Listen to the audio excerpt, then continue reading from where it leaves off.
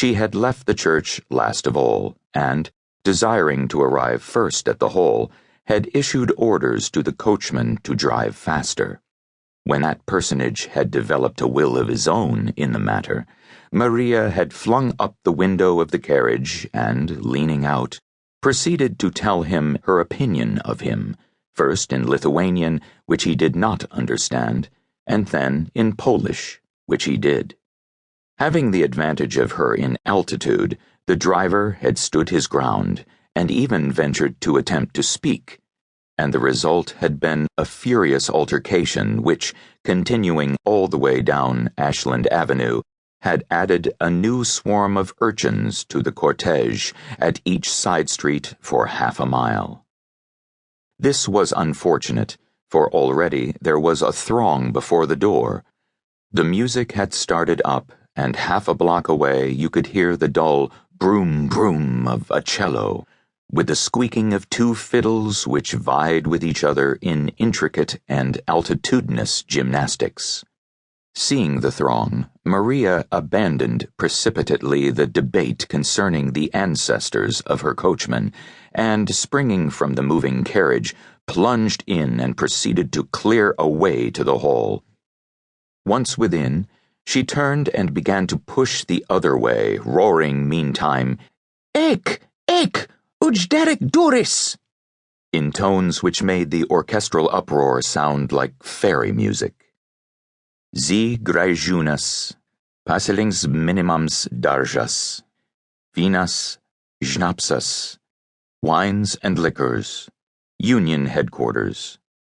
That was the way the signs ran. The reader, who perhaps has never held much converse in the language of far-off Lithuania, will be glad of the explanation that the place was the rear room of a saloon in that part of Chicago known as Back of the Yards. This information is definite and suited to the matter of fact, but how pitifully inadequate it would have seemed to one who understood that it was also the supreme hour of ecstasy in the life of one of God's gentlest creatures, the scene of the wedding feast and the joy transfiguration of little Ona Lukojaite. She stood in the doorway, shepherded by Cousin Maria, breathless from pushing through the crowd, and in her happiness painful to look upon.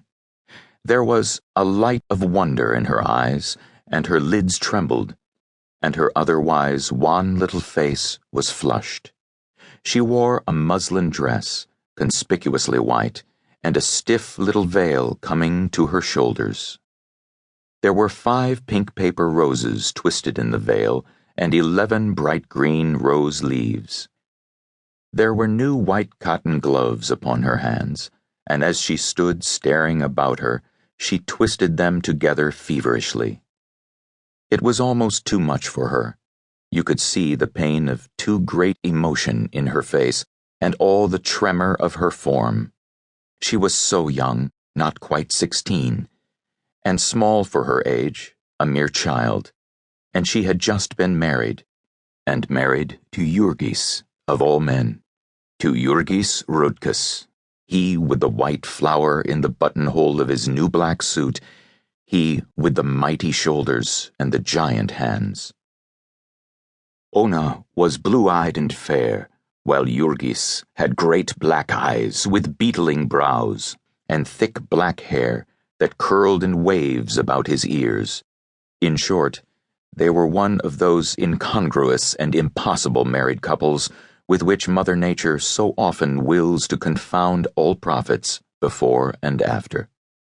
Jurgis could take up a 250-pound quarter of beef and carry it into a car without a stagger, or even a thought. And now he stood in a far corner, frightened as a hunted animal, and obliged to moisten his lips with his tongue each time before he could answer the congratulations of his friends. Gradually there was effected a separation between the spectators and the guests, a separation at least sufficiently complete for working purposes. There was no time during the festivities which ensued when there were not groups of onlookers in the doorways and the corners, and if any of these onlookers became